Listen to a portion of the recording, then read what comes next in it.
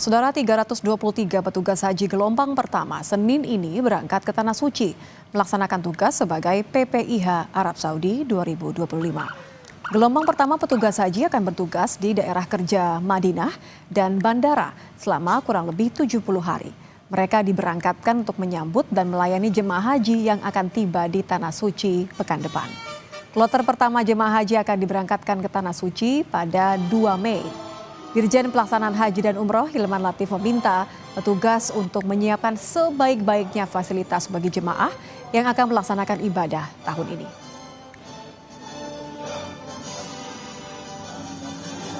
Tapi ada juga petugas lain yang gelombang berikutnya mungkin bertugas 50-60 hari. Memastikan betul bahwa layanan bisa berjalan baik, komitmen tugas yang sudah diseleksi sedemikian rupa, dilatih sedemikian rupa selama berhari-hari, seminggu, nah itu bisa menunjukkan kinerja yang baik. Dan beliau berharap bahwa kita semua bisa memitigasi betul persoalan-persoalan yang akan muncul ataupun menyelesaikan masalah yang muncul nanti di tengah jalan secara teknis.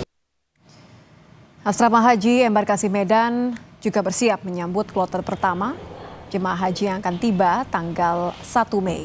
Kepala Unit Pelaksana Teknis Asrama Haji Embarkasi Medan, Ramlan Sudarto menyebut telah menyiapkan 150 kamar untuk memberikan kemudahan terutama kepada jemaah haji lansia. Pihak Asrama Haji Embarkasi Medan memberikan fasilitas khusus termasuk kamar yang berada di lantai 1. Kuota haji Sumatera Utara berjumlah 8.328 orang yang terbagi dalam 24 kloter. Persiapan hotelnya kita sudah mempersiapkan khususnya untuk jemaah lansia itu kita tempatkan di lantai 1 dan ruang makannya juga di lantai 1. Itu ada khusus untuk ruang makan yang namanya ruang makan lansia dan disabilitas. Namun kalau untuk yang lantai 2, lantai 3, lantai 4 itu kita siapkan untuk yang sehat-sehat dan yang kondisi normal.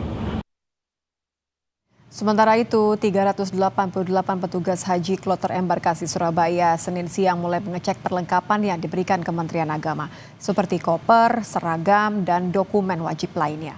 Petugas haji terdiri dari pembimbing ibadah, ketua kloter, dan petugas kesehatan.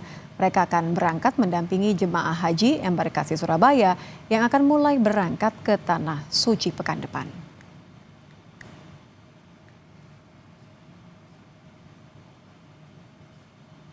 Lebih lengkap terkait dengan persiapan pelaksanaan haji tahun ini, kita akan bergabung dengan Mukhlis Hanafi, Direktur Pelayanan Haji Luar Negeri Kementerian Agama. Assalamualaikum Pak Mukhlis. Waalaikumsalam warahmatullahi wabarakatuh. Pak, ini hari ini 323 petugas haji untuk Dakar Madinah dan bandara sudah berangkat. Apa saja nanti yang akan menjadi prioritas ketika sampai di Madinah, menyambut jemaah yang tiba mulai tanggal 2 ya? Ya betul, terima kasih. Betul bahwa hari ini ada sejumlah petugas yang sudah mulai diberangkatkan ke Arab Saudi. Mereka itu adalah para petugas yang akan mempersiapkan layanan akomodasi, transportasi, konsumsi, dan termasuk juga tim kesehatan, bahkan juga tim media center ya. Jadi fokus mereka saat ini adalah memastikan ya bahwa semua layanan akomodasi, hotel-hotel yang telah kita kontrak. Di Madinah itu ada 95 hotel yang kita kontrak, yang nantinya akan ditempati oleh jamaah haji kita. Itu hotel-hotelnya itu dalam radius 650 meter dari Masjid Nabawi. Mereka juga akan memastikan kesiapan layanan transportasi, terutama dari bandara ke hotel, ya, dari hotel ke bandara, menyiapkan layanan konsumsi, di mana kami di Madinah itu berkontrak dengan 21 perusahaan catering yang akan melayani jamaah haji kita selama di Madinah, yaitu 9 hari. Jadi di Madinah ini mereka akan mendapatkan makanan 27 kali.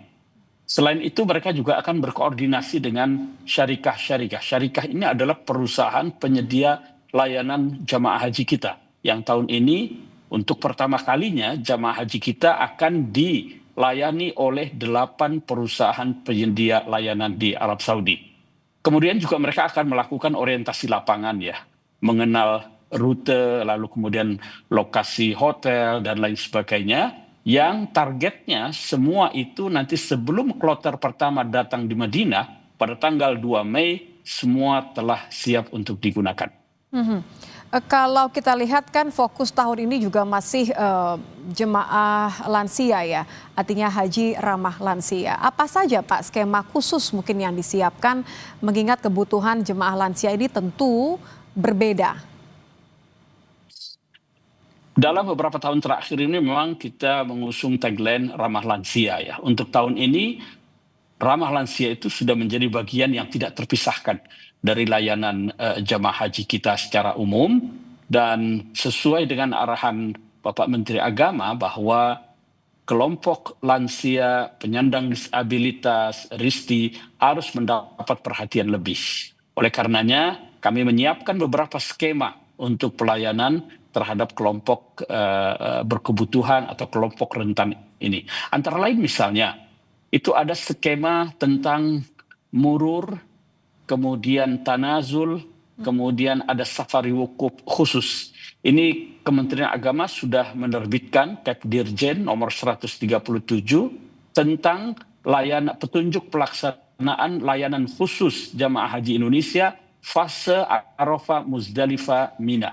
Ini karena memang 3 titik ini merupakan titik yang paling sensitif, karena di situ jutaan jamaah haji kita berkumpul di waktu dan di tempat yang sama. Oleh karenanya kunci persoalan di sini adalah pergerakan. Maka melalui Kepdirjen tersebut kita menawarkan 3 program yang tujuannya adalah untuk memberikan layanan yang lebih aman, nyaman, terutama bagi kelompok lansia. Untuk murur misalnya, lansia itu nanti tidak turun di Muzdalifah, dia dari Arafah langsung diberangkatkan menuju Mina dan hanya melintas saja di Muzdalifah. Ini secara fikih tidak ada masalah karena karena menurut salah satu pandangan mazhab Syafi'i yang banyak dianut oleh umat Islam di Indonesia mengatakan bahwa mabit di Muzdalifah itu hukumnya sunnah, sehingga meninggalkannya tidak apa-apa. Ya. Apalagi dalam keadaan uzur. Karena kita tahu kondisi di Muzdalifah itu sangat padat sekali. Areanya sangat terbatas. Oleh karenanya dalam rangka memberikan kenyamanan, maka ada program murur yang hanya melintas di Muzdalifah saja. Selain tentu saja akan mempercepat pergerakan jamaah dari Arafah menuju Mina. Maaf saya potong Pak, bicara soal kenyamanan, tadi Anda katakan ini adalah skema-skema yang mengutamakan kenyamanan juga keselamatan. Saya yakin terutama ketika puncak haji berlangsung, ini juga menjadi kekhawatiran adalah pelaksanaan haji tahun ini masih berlangsung di musim panas. Apa saja imbauan untuk jemaah dan juga petugas haji, bagaimana supaya pelaksanaan haji ini tidak hanya memberikan kesempatan untuk beribadah maksimal, tapi juga selamat hingga pulang ke tanah air? Ya betul, musim haji tahun ini puncaknya yaitu saat wukuf di Arafah, itu nanti insya Allah di awal bulan Juni, antara tanggal 4 atau 5 Juni. Bulan Juni di Arab Saudi itu masih terbilang musim panas ya.